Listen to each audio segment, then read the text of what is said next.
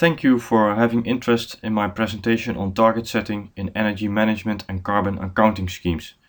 I will specifically focus on setting ambitious goals for carbon dioxide emission reduction in the CO2 Performance Ladder, which is a certifiable scheme for energy management in the Netherlands. My name is Martijn Rietbergen and I am a PhD candidate at the Utrecht University. The topic of my PhD thesis is energy efficiency policies. The outline of my presentation is as follows. I will first give a short introduction into energy management schemes, carbon accounting and target setting. Then I will briefly describe the ins and outs of the CO2 Performance Ladder.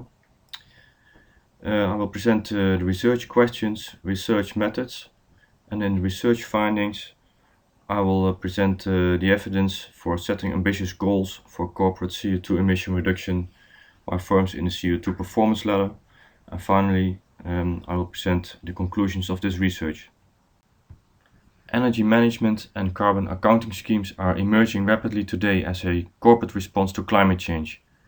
Energy management schemes enable firms to follow a systematic approach in achieving a continuous improvement of its energy efficiency, while carbon accounting schemes measure greenhouse gas emissions for various purposes such as reporting, compliance and disclosure. Target setting can be a very important part of energy management and carbon accounting schemes. These target levels can either be negotiated, fixed or voluntary. In the case of negotiated targets, auditing by an independent organization, such as a certification agency, is often required. The CO2 Performance Ladder was introduced in 2009 by ProRail as a tool for green procurement. The CO2 Performance Ladder is a certifiable scheme for energy management and greenhouse gas accounting. The scheme explicitly requires that firms set ambitious goals for corporate CO2 emission reduction. In the end, certification to the CO2 Performance Ladder can give firms a certain advantage in contract awarding procedures. The scheme is currently characterized by a fast-growing number of participants and also the adoption by other commissioners. I will briefly describe how the CO2 Performance Ladder works as a tool for green procurement. The core of the CO2 Performance Ladder is the certification scheme. Firms can get a certificate on the basis of an external audit. This audit focuses on 4 important topics, which include insight, reduction, transparency and participation. Firms can receive a certificate at 5 different levels. Having a certificate can give a certain advantage in contract awarding. For example, a firm has a CO2 certificate at level 5, and in that case the firm can get a 10% fictitious discount in contract awarding procedures. This slide will give you a better idea about the general obligations of the scheme. On the left you see the 4 different key processes, and on the top the 5 different certificate levels. Within key process A, which is about having insight in energy and CO2 emissions, companies at level 3 must have an official CO2 emission inventory based on ISO 14064. Within key process B, which is about the reduction of CO2 emissions, companies at level 3 must have formulated a quantitative target for their own CO2 emissions. At level 4, companies must also have formulated a target for CO2 emissions in the supply chain. And finally, at level 5, company must also show that they have realized their targets. The central research question of my study was, to what extent does the current target setting process in the CO2 Performance Ladder lead to ambitious corporate greenhouse gas emission reduction goals? I formulated 4 different sub-questions. The first one is, what are the specific requirements of the scheme for setting CO2 targets, and how are these interpreted by the different stakeholders? Second, how does the current target setting process work from a corporate perspective? Third, how do auditors from certification agencies evaluate target setting and target levels? And finally, to what extent are the current target levels for the reduction of CO2 emissions ambitious or not? The data for our study were obtained as follows. We first studied the CO2 Performance Ladder handbook, which contains the full set of detailed audit requirements, including the requirements for setting CO2 emission reduction targets. We also studied footprints and energy management of involved companies, which give insight in the ambition level of the CO2 reduction targets. To get better insight in the corporate target setting process and also the auditing practice for evaluating targets, we held several interviews with relevant stakeholders, such as the current and former scheme owner, several firms, certification agencies, and consultancies. According to requirement 3B1, the company must draw up a quantitative reduction objective for scope 1 and 2 emissions. The target must be expressed in absolute values or percentage in relation to a reference year and within a fixed period of time. The company must also draw up a related action plan, including the measures to be taken on the projects. Apart from the requirement, there are also specifications to the requirements. According to these specifications, targets must be set at company level for scope 1 and 2 separately. Targets must be significant and comparable to that of peers, and targets must be chosen for the most dominant emissions. Finally, there are also assessment guidelines for certification agencies. Amongst others, these guidelines say that the skill of the target in the light of the starting point situation is so meaningful that this can reasonably be described as a serious challenge. This slide gives you an overview of the different types of CO2 emission reduction targets that were set by the involved companies. A large part of the companies set volume targets for CO2 emission reduction, also known as absolute targets for CO2 emission reduction. Another important part of companies set so-called relative targets that measure CO2 emission reductions against full-time equivalents, so the number of worked hours or the amount of turnover in a company. That brings me to the research findings. First, there appeared to be several ambiguities in the scheme.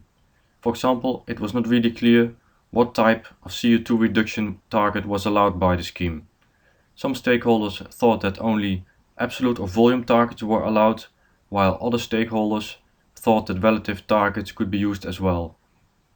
Targets must be comparable, but it was not really clear what should be comparable, the target type or the target level. It was also not very clear what was meant with the term significant. Significant was explained as ambitious, smart, comparable, meaningful, measurable, etc. So there was no common understanding among all the involved stakeholders about the definition of the term significant. But apart from that, there were many more other ambiguities in the scheme. Second, the conformity checks by the certification agencies did not always include a full assessment of the key requirements, and there were various reasons for that. First of all, requirements were not always considered as very useful. Requirements were not really clear, as we have seen before, and assessment criteria were sometimes lacking as well.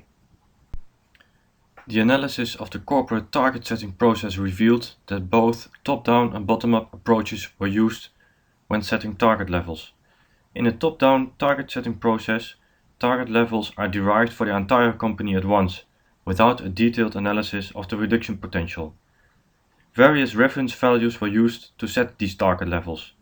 Companies, for example, based their target levels on CO2 emission reduction targets in national climate policies, energy efficiency improvement targets in long-term agreements, but also on the basis of credible minimum values proposed by consultants that would be approved anyway by certification agencies. In a bottom-up target setting process, target levels are based on the potential of CO2 emission reductions of various measures that could be implemented in the company. This approach more or less follows the step-by-step approach proposed in the Greenhouse Gas Protocol by the World Business Council on Sustainable Development. It's striking that in general explicit financial criteria were not taken into account when setting the target level.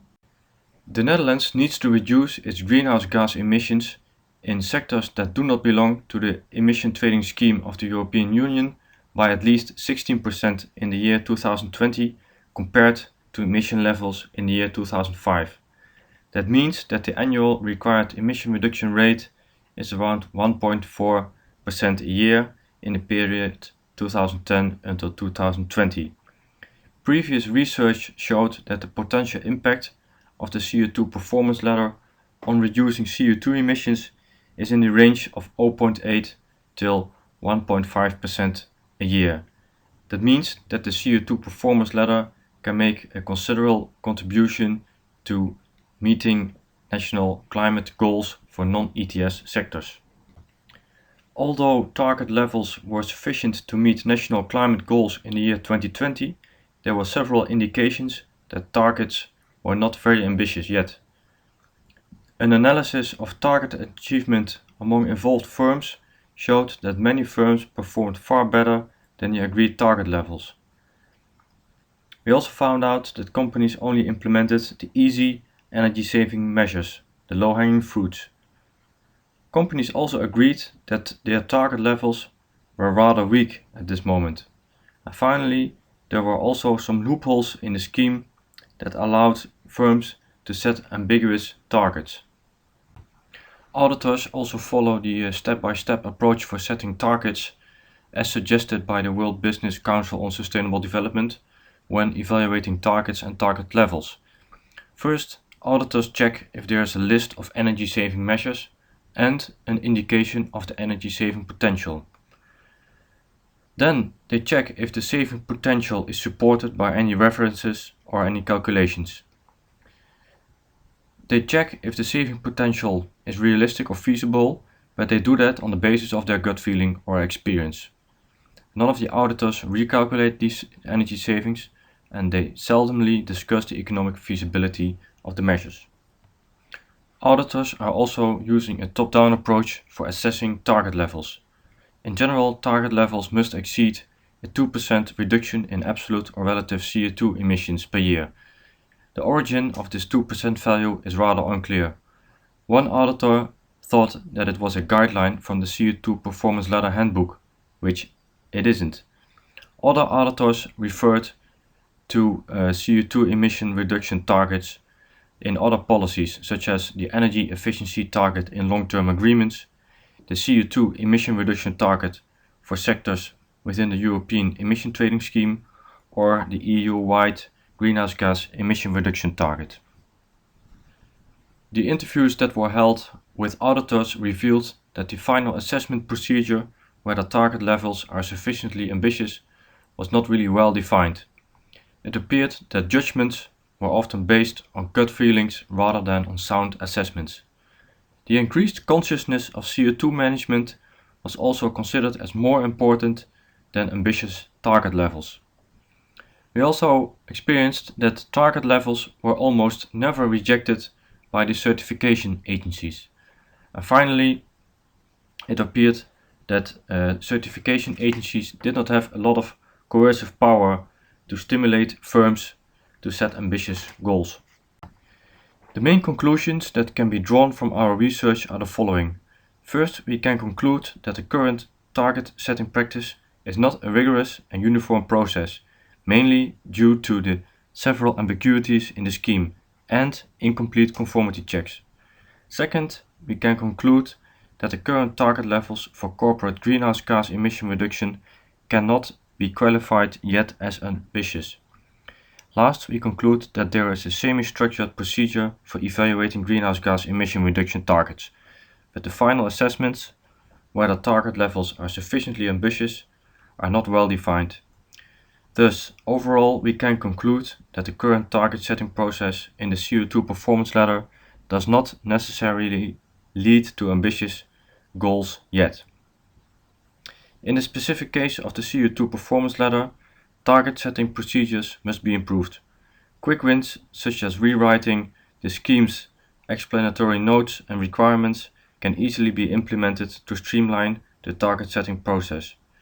The findings of our research also advocate that alternative approaches for setting target levels, such as minimum performance levels, must be considered, especially because certification provides participating firms certain financial benefits and enhances corporate reputations. Thanks for watching this presentation. Don't hesitate to contact me on the following email address for further discussions or feedback on this presentation.